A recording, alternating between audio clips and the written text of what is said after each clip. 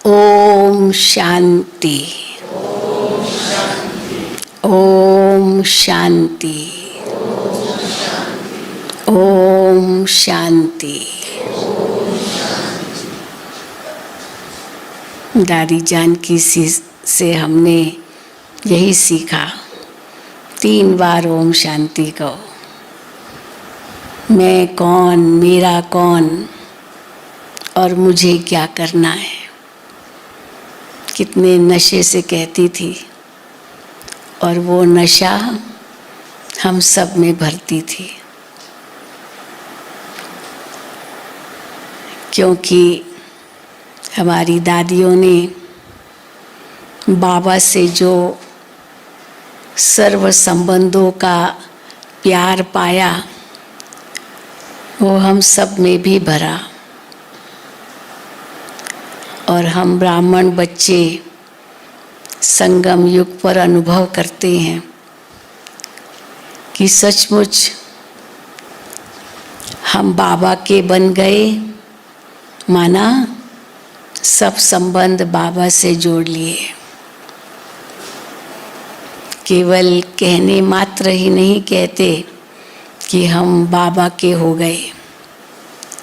बाबा का होना माना बाबा से ही सर्व संबंध होना।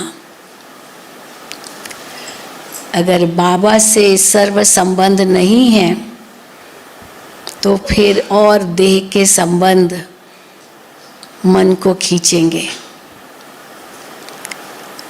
और देह के संबंधों में बुद्धि जाए इसका कारण है देह अभिमान। तो देह अभिमान में आकर हम देह के सब संबंधों में फंस जाते हैं। लेकिन जैसे ही बाबा हमें आत्म अभिमानी भव का वरदान देते हैं तो आत्मा के सब संबंध एक शिव बाबा के साथ है, ये अनुभव होने लगता है। जब तक परमात्मा का परिचय नहीं था, अपना खुद का भी परिचय नहीं था, तो देह और देह के संबंधों में फंसे रहते थे।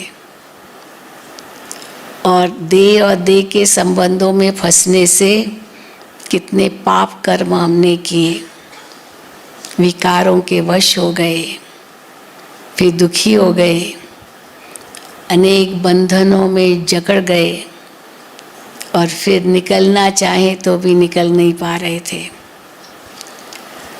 और बाबा ने धक से ये सब बंधन हमारे काट दिए, केवल आत्मा और परमात्मा की पहचान देकर।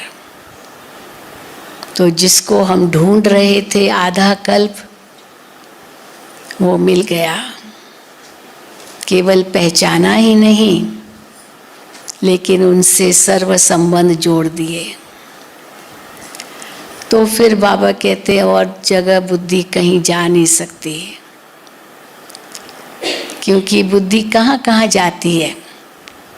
इस दुनिया में भी हम देखें, कई कहते हैं मन भटकता है, बुद्धि भी साथ साथ भटकती है। तो भी मन कहाँ जाता है, कहाँ बुद्धि भटकती है? या तो व्यक्तियों में, या तो वस्तुओं में, या तो वैभवों में, या तो कोई घटनाओं में, या तो कोई स्थानों में। ये 5 चीज़ें ही है, व्यक्ति, वस्तु, वैभव, घटनाएं, क्योंकि वो भी तो बहुत याद आती है, ये हुआ, वो हुआ। या फिर स्थान, जो हम जानते हैं, देखा है, अनुभव किया है, वहाँ मन बुद्धि भटकता है। अब बाबा ने उसका कॉम्पेंसेशन दे दिया, उसको कैसे हम चेंज करें। जहाँ व्यक्ति की बात आती है वहाँ सब संबंध एक से, माता पिता, बंधु, सखा, स्वामी, सतगुरु, साजन, क्योंकि व्यक्तियों में भी जो नज़दीक के संबंध है वही ज़्यादा याद आते हैं। तो जो भी निकट के संबंध है वो सब बाबा कहते हैं मेरे साथ जोड़ो। तो व्यक्ति में तो बुद्धि जाएगी नहीं, वस्तुओं में मन बुद्धि जाती है। तो उसके लिए बाबा कहते हैं ये सब मेरा समझो, ये सब बाबा का है, बाबा का दिया हुआ है, मेरा अपना कुछ नहीं है, सब बाबा का है। आज भी बाबा ने कहा चाहे परिवार में भी रहते हो, ट्रस्टी होकर रहते हो, तो वहाँ भी जो घर में भी भोजन पकाते हो खाते हो वो भी शिव बाबा का ही भंडारा है। ये नहीं समझो कि हम तो अपने घर में बनाते हैं खाते हैं, वो भी शिव बाबा के भंडारे से खाते हो, क्योंकि ट्रस्टी होकर चलते हो। तो वस्तुएं तो चाहे वस्तु हो वो भी सब बाबा की है, मेरा तो कुछ नहीं है। वस्तु में भी बहुत सी बातें आती है। फिर वैभवों की बात सुन कहें तो बाबा कहते हैं ये वैभव जो दुनिया में हम देखते हैं ये सब विनाशी है, आज है कल नहीं रहेंगे। तो वैभवों में क्या बुद्धि लगाना। इसलिए बाबा हमको कहते हैं simple, simple living, high thinking. ऊंचा सोचो लेकिन रहो साधारण। और सबसे साधारण अगर ड्रेस है तो सफ़ेद, इनसे साधारण क्या ड्रेस होगी। तो बाबा ने हमें यह यूनिफॉर्म दे दिया है ताकि ऊंची ऊंची साड़ियाँ, ऊंचे ऊंचे कपड़े, ऊंचे ऊंचे जूते, न जाने क्या क्या वैभवों में आता है, उन सब से बाबा ने हमें परे कर दिया, क्योंकि ये सब विनाशी है, आज है कल नहीं रहेंगे, ये दुनिया ही खत्म होने वाली है। तो दृष्टि ही बाबा ने हमारी बदल दी। फिर बाबा कहते हैं घटनाएं, इतनी घटनाएं होती है दुनिया में, या हमने भी जो जीवन में पार की है, कितनी बातें पार की है। बाबा उसके लिए कहते ड्रामा समझकर बिंदु लगा लो, तो वो घटनाएं भी याद नहीं आएगी। जो बीत गया सो बीत गया। वैसे भी कहते न रात गई बात गई। रात गई, रात को सोए तो सारे दिन की जो सब बातें हैं वो खत्म। अगला दिन नया सवेरा, सब नई बातें। तो रात गई तो बात गई। तो फिर जो घटनाएं घटी या जो कुछ भी अब हुआ, बिंदु लगा दिया, खत्म खत्म, डिलीट हो गया सब। डिलीट हो जाता है ना तो फिर थोड़ी मिलेगा। तो घटनाएं भी याद नहीं आती है। और जहाँ स्थान की बात है तो बाबा कहते बस 3 स्थान याद करो। अगर और एडिशन तो चलो 4था स्थान, और एडिशन तो चलो 5वां स्थान। लेकिन वो 3 स्थान कौन से, उसमें भी 2 मुख्य, वो याद करो और स्थानों को भूल जाओ। और वो 2 स्थान कौन से, घर और स्वर्ग। हमें घर जाना है, वहाँ से नई दुनिया में आना है, बस ये याद करो। चलो और एडिशन करना है तो तीसरा है मधुबन। मधुबन याद करो। चलो सूक्ष्म वतन को याद करो, क्योंकि वो भी तो अभी बाबा कहते हैं ब्राह्मण और देवताएं मिलते हैं। मैं फरिश्ता बन रहा हूँ। तो फरिश्ता बनना है तो सूक्ष्म वतन को भी याद करते हैं। तो घर को याद करो, स्वर्ग को याद करो, सूक्ष्म वतन को याद करो, मधुबन को याद करो, और 5वां सेंटर को याद करो। हाँ, वहाँ भी जाते रहते हैं ना, वहाँ भी क्लास करते हैं, मुरली सुनते हैं, बाबा के कमरे में बैठते हैं। और वो भी बाबा का घर, सो अपना घर। उसको याद करो। कई बार बाबा मुरली में कहते हैं, अगर मन उदास हो जाए ना, कुछ ऐसी बात आ जाए तो मधुबन पहुंच जाओ, कुछ ऐसी बात हो जाए तो चले जाओ स्वर्ग में, कुछ ऐसी बात हो जाए तो चले जाओ घर, या चले जाओ सूक्ष्म वतन में। और जो लौकिक घर है उसको क्या समझो? अब जिम्मेदारियां हैं तो रहना तो पड़ता है ना। तो लौकिक घर को बाबा कई बार कहते हैं कि इसको दफ्तर समझो। दफ्तर में जाते हैं ना, पर मोह थोड़ी होता है दफ्तर से, होता है क्या मोह? हाँ, कब 5 बजेंगे, कब मैं घर जाऊंगा। तो घर खींचता है, दफ्तर से 1 सेकंड में बुद्धि हट जाती है। घर दफ्तर का काम घर में नहीं लाना होता है, दफ्तर का काम दफ्तर में। घर आए तो रिलैक्स। तो इसीलिए घर में रहना माना वो दफ्तर जैसा है, कारोबार। लेकिन सच्चा घर जो होम स्वीट होम, ये 5 है। और वहाँ पहुँचे तो रिलैक्स, एकदम। तो इसीलिए मन भटकने का तो सवाल ही नहीं है। मन भटकता तब है, बुद्धि भटकती तब है जब ये 5 स्थान भूल जाते हैं। और अगर ये 5 स्थान याद रहे तो कहीं भी और मन नहीं जाएगा। हम तो दादियों को देखते थे। मैं कई बार एक मिसाल देती हूँ दादी जानकी का। दादी जानकी यूनाइटेड नेशंस में भाषण करने गई, उनको मौका दिया था भाषण करने का मौका, यूनाइटेड नेशंस में। आप सोचो। और दादी ने इंग्लिश में पढ़ के सुनाया। दादी को लिखत दी थी क्या सुनाना है, तो यूनाइटेड नेशंस में दादी ने पढ़ के सुनाया। क्या ज़ोरदार पढ़ के सुनाया, सब जगह वो रिले भी हुआ, मतलब गया। फिर जब वापस दादी वहाँ से मधुबन आई तो मैंने ऐसे ही दादी से कह दिया, दादी आप यूनाइटेड नेशंस में गए थे, यूएन में गए थे, वहाँ का अनुभव थोड़ा सुनाओ। तो दादी पता है क्या कहती? कहती मैं तो भूल गई। मैं तो भूल गई। मैंने कहा इतनी बड़ी बात और भूल जाए, माना हम यूनाइटेड नेशंस में भाषण करें, बाप रे, जहाँ जाएंगे सबको सुनाएंगे। हमने यूएन में भाषण किया, यूएन का निमंत्रण मिला, ये मिला वो मिला, सुनाते हैं ना। और कोई गलत भी नहीं है, लेकिन दादी कहे मैं तो भूल गई। यानी दादी कहती थी अभी जो बात हुई ना 1 सेकंड पहले, अगले सेकंड भूल गए, याद नहीं। हाँ, काम की बात कभी नहीं भूलती थी दादी।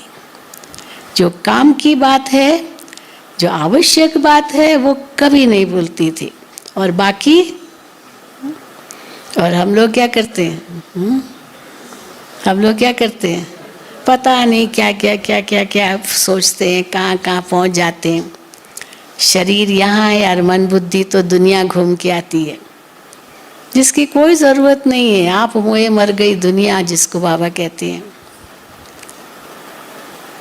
अभी भी हम भी 75 देशों में घूम के आए, गए बाबा के सेंटर्स जहाँ है विदेशों में, कितने देशों में हर साल जाते हैं। लेकिन आप मुझे पूछो वहाँ आपने क्या सेवा की थी, किसको याद है? कुछ भी याद नहीं। फिर कभी कभी वो पैम्फलेट्स, लीफलेट्स, फोल्डर्स, वो कभी सफाई करते हैं, देखते हैं, अरे हाँ मैं यहाँ गई थी, ये भाषण किया था, याद आता है। एक होता है ना। लेकिन कहाँ तक ये बातें याद करें? वो पूरा हुआ, कल्प वो रील में लिपट गया, फिर अगले कल्प में फिर होगा। कई लोग पूरे कितने सालों की बातें याद करेंगे और मरने दम तक वो याद करते रहेंगे। अभी मर रहा है तो भी याद करेंगे, उनको क्या ज़रूरत है? अभी तो भगवान को याद करो ना। होता है ना, एक व्यक्ति, एक बहन थी, उनकी माँ बिल्कुल लास्ट स्टेज पर थी, तो मुझे लेके गई वो बहन। बहन जी कहती है आप हॉस्पिटल में चलो, पता नहीं रोती रहती है। तो मैं गई मिलने के लिए। तो मैंने कहा बहन जी क्यों रो रही हो? कहती मेरी सास ने ऐसे किया, मेरे ससुर ने ऐसे किया। अब वो तो मर भी गए। तो मेरी देरानी ने, मेरी जेठानी ने, मेरे बच्चों ने, मेरी फलाने इतना दुख दिया। अरे भाई दुख दिया, पूरा हो गया, न वो है न वो कोई अभी पूरा संबंध कुछ है। अभी तो आप भगवान है ना, टर्मिनल डिजीज थी, कैंसर से पीड़ित थी और बिल्कुल कभी भी जा सकती है। डॉक्टरों ने जवाब भी दे दिया, वो बातें याद कर रही है और रो रही है। अब उसकी बेटी ज्ञान में थी, तो इसलिए वो आई कि दीदी आप चलो। हम किसी सेंटर पर गए थे, तो सचमुच हम देखते अज्ञानी लोग क्या क्या सोचते रहते हैं। अभी भगवान को याद करो, अब सारी उम्र तो उसने भगवान को याद ही नहीं किया होगा। फलाना फलाना फलाना फलाना जकड़ी हुई थी सब देह के संबंधों में, उसी में दुखी होती रहती थी। अब अंत में भी वही याद आएगा, परमात्मा याद आएगा क्या? उनको कितना भी कहो ईश्वर को याद करो, शिव बाबा को तो समझती नहीं। चलो अगर थोड़ा बहुत भी समझती होगी तो भी कहाँ याद आएगा, इसलिए रो रही थी। तो देखो ये जन्म भी गंवाया और अगला जन्म भी क्या होगा, क्योंकि अंतमति सो गति, वही सोच में जाएगी। तो देखो बाबा ने हमारा ये जीवन तो सवार ही दिया, सवारा है ना, कितने हम भाग्यवान बन गए हैं। और भविष्य जन्म जन्मांतर के लिए बाबा कहते हैं तुम्हारा जीवन संवर जाएगा। लेकिन उसका आधार क्या है? एक से सर्व संबंध जोड़ो। तो एक से सर्व संबंधों का रस लो। भले बाबा कहते सबसे तोड़ निभाओ, ऐसे नहीं कि तोड़ नहीं निभाओ। आपकी लौकिक माँ है, जरूर जरूरत है, क्यों नहीं सेवा भी करो, माता पिता जरूर करो। लेकिन जो बाबा कहते हैं सच्चा संबंध, वो तो एक परमात्मा के साथ है। बाकी तो हम जानते हैं ये सब कर्मों का हिसाब किताब है, जो देह और देह के संबंध है, ये सब कर्मों का हिसाब किताब है। और अगर उन कर्मों के हिसाब किताब में हम फंसे रहे तो दुख अशांति का ही अनुभव होगा। तो न्यारा बनने के लिए एक से सर्व संबंध जोड़ो और उनसे ही सर्व रस प्राप्त करो। यहाँ तक बाबा कहते हैं कि अगर एक संबंध की भी कमी रखी, बाबा के साथ संबंध जोड़ने में एक संबंध की भी कमी रखी ना, वो कमी जो बाबा से एक संबंध की कमी रखी, वो लौकिक खींचेगा। समझो बाबा को हमने पिता नहीं बनाया, बाकी सब संबंध बनाए, तो वो पिता का संबंध खींचेगा। पर बाबा ही मेरा पिता है तो वो संबंध तो खींचे, तो और देह का संबंध तो खींचेगा ही नहीं, क्योंकि उनसे ही मेरा सच्चा नाता है, बाकी तो सब देह के संबंध है। तो कई भाई बहनें कहते पर इतना उन्होंने जन्म दिया, मेरी पालना की, कितना बड़ा किया, हम उनको कैसे भूल सकते हैं? हम कहते भूलने का मतलब ये नहीं है कि आप उनसे कोई रिश्ता मत रखो, ऐसी बात नहीं है। बाबा तो कभी मना नहीं करते हैं, लेकिन जो बार बार बुद्धि उसमें जाती है ना, क्योंकि मेरापन आता है, और जहाँ मेरापन आया वहाँ तो बुद्धि जाएगी। इसीलिए बाबा कहते हैं मैं और मेरा को त्यागो, आज का भी यही स्लोगन था। जहाँ मैं शब्द आता है वहाँ मैं आत्मा कहो, जहाँ मेरा शब्द आता है वहाँ मेरा बाबा कहो। तो जहाँ मैं आत्मा मेरा बाबा आ गया तो वो और मैं मेरा खत्म।